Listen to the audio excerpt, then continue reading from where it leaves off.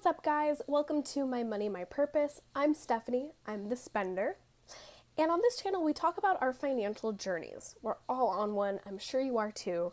We also incorporate wellness and mindset in growing our wealth. So if that's something you're interested in, please subscribe to our channel. We would love to take you on our journey with us. So to kick off my segment of the channel, I thought I'd react to this wonderful clip I saw on TikTok. It's a great speech by the lovely Sophia Bush. And if you don't know who Sophia Bush is, she made her claim to fame on the early 2000s hit series One Tree Hill, playing the infamous role of Brooke Davis, which she made an absolute icon. Guys are easy. They usually fall for me over the first pathetic little dinner. And from there, she made really fun cult classics like John Tucker Must Die. And throughout her career, she's just been very active and vocal about her political beliefs and activism with human rights. The fact that the real elite control politics, control environmental legislation, that should scare us.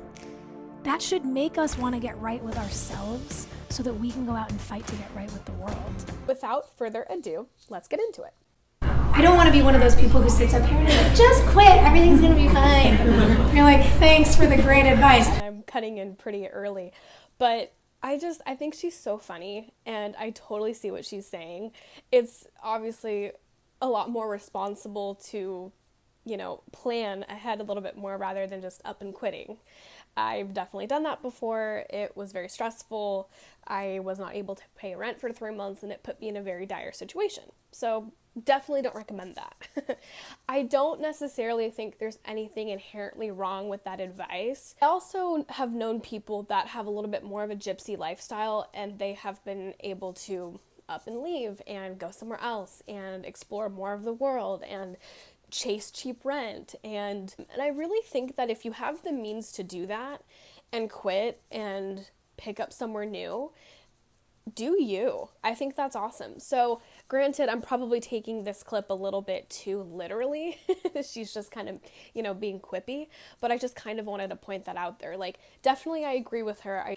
I also think that if you do up and quit and put yourself in a dire financial situation, it does put you in a temporary state of stress, but it doesn't stay that way forever. But also, please be clear, highly don't suggest doing that. What I think it's more about is making action steps.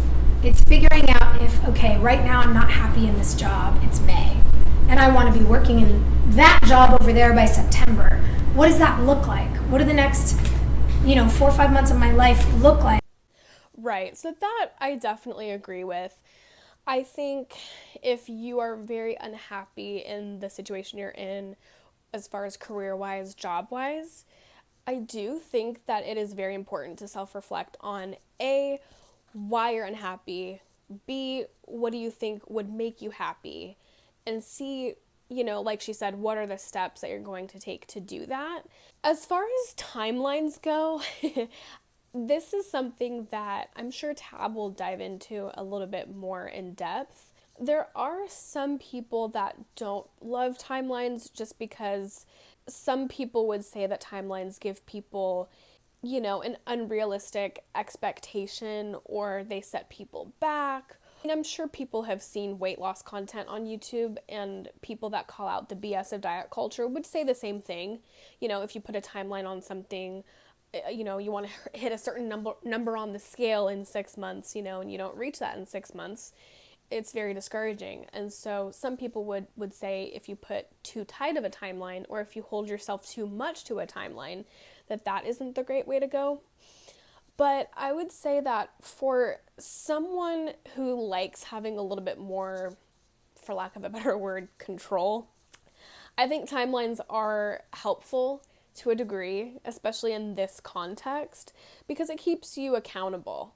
At the very least, in this particular clip, I agree what she's talking about as far as action items. I think if you have action items that you can check off a list, and it brings you a little bit closer to your goal, phenomenal. If it takes you a month to do that, great. If it takes you, 5, 6, 7, 8 months to do that, great.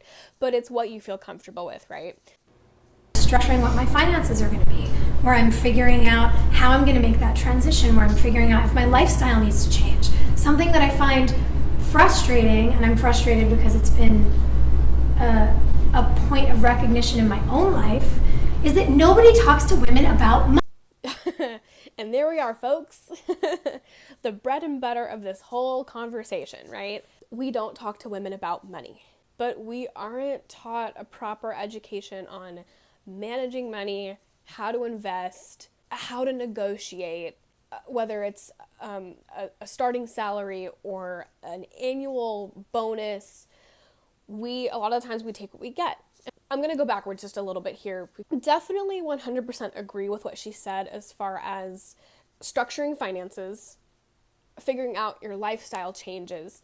That is very important, because if you realize, just for example, if you're spending a 6-figure salary lifestyle and you go to, say, 50, 60K a year, you're not going to be able to afford as much as you did before. So what do you want out of, how far your money is going?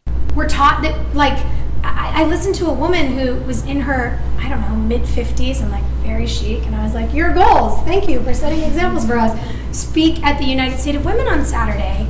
And she was very forward, and she got up on a stage and she said, I am more allowed to sit on a stage in front of 5,000 young women and tell them what my husband and I do or do not do in the bedroom than I am to talk to these women about money.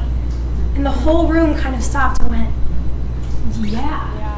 There's all these conversations that have gotten permissible in society. Of course she would be the one to know that there's a United States of women. I think that's so fantastic. When you're talking about feminism, you can't talk about feminism without sex coming up, right? Sex, baby. There's been an evolution of what women have been allowed to do and say regarding sex, right? Nowadays, I think with hookup culture and women's empowerment, and don't get me wrong, I'm just as sex positive as the next person. But I think what has happened is now that it's more okay for women to do what they want sexually with whoever they want, I think we were kind of fooled in a weird way, because yes, we are empowered and we can do that, but sharing that with men, it's like, of course they're okay with it now because it benefits them.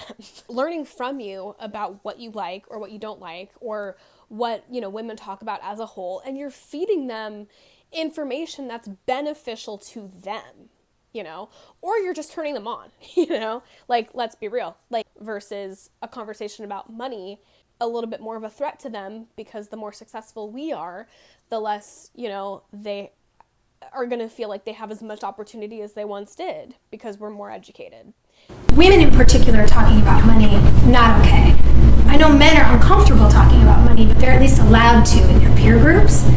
And this is also something I would love for you to drop an opinion in the comment section down below, especially, men who's watching. I'm very fascinated that she acknowledged that men are uncomfortable talking about money, but it's a lot more socially acceptable. I know for women, I will say that the conversations I've had regarding salaries or bonuses and things like that have been more times than not retroactive regret, but women will retroactively realize that they could have gotten more money than they accepted. Or if they weren't offered what they were looking for, they would move on to something else, but they wouldn't necessarily negotiate, right? It's been a very common concept amongst women for generations that women are just a lot more grateful when they receive an offer. But we're not taught to empower ourselves to want more or ask for more or just want more for ourselves. And so Allie has a great story about how her husband empowered her to ask for more money. And so I'll definitely let her tell her story. I think it's a great story. But it's, her man empowered her because that's what he would do for himself. And so if you're wanting to strategize about what it looks like to get out of a rut, to make a career change, to sort of take that leap of faith, which you deserve to have faith in yourself, I want you to get serious about what that looks like financially and make a plan. When she said to take that leap of faith, you have to have that faith in yourself. Oh, mind blown. Okay. This is the kind of stuff that makes me a little bit more emotional because we all have a certain belief system about ourselves. And I think it is more common for women to have a belief system that is incorrect from the standpoint of I'm not, worthy enough, or I'm not good enough, or I need to have, X, Y, and Z qualities in order to have this thing, or if I work my ass off to have, X, Y, and Z thing, then I'll be worthy of, the man that I want, or the happiness that I want. And it's always this trade of if then, when it really just needs to come internally. It needs to come from within. And so I'm so glad that she touched on that, even for a brief moment. This really hit home for me personally, because when we're talking about our financial journeys, a lot of it has to do with personal growth, right? And with personal growth, we have to acknowledge where our deficits are in believing in ourselves. And somewhere down the line, a lot of women can relate to this, but somehow we falter in belief that we can or belief that we deserve it. And it really affects our self-worth. And I really, really am so grateful that she included just a little nugget in there of having the faith in yourself. Because if you don't believe in yourself to go after the career that you want, or make a really big change, or learn how to invest and build your wealth, if you don't believe that you can, you won't take those action steps to do so and changing your mindset. But it is just such a powerful beast when we don't have that self-worth and we don't believe that we can reach success. We will get in our own way. And I know I have gotten in my way so many times, and I'm always stuck in my brain of, well, shoot, if I can't accomplish this small thing, well, how can I expect to accomplish the big thing? And that's not really the point. Nobody tells us that. They're just kind of like, oh, girls, you can do anything and it's going to work out. And I'm like, but how? So I want anybody, it's hard for me to give hyper-specific advice because I don't know what everybody's specific career issue might be, but get financially secure, get financially stable, make a plan that works for you. And if you're going to go after the thing that fulfills you and you're going to take a pay cut, rad. Also figure out how to adjust your life so you don't end up in credit card debt. That is what I wish for women. I just love her. I think she's so fabulous. Yes, yes, yes to everything that she said. One thing I really like too is that she mentioned everybody's path is different. Everybody's journey is different. You can't take financial advice from just any Joe Schmo on the internet, because one thing that worked for them might not work for you. Like she said, she can't give hyper-specific advice, but I think to keep it real broad and basically just to say, do you, but be responsible, be realistic, but go after your dreams. Just do so in a way that you are mentally sound, financially stable. So I loved this video. I thought she did a wonderful job of monologuing money interwoven with, the feminist angle. I think that's always a very interesting thing to touch on. She is such a gem of a human being, and I'm glad that she took the time to talk to these women about money. So thank you so much to We Love OTH. Thank you so much for posting this video on TikTok, and we will see you in the next video. Bye!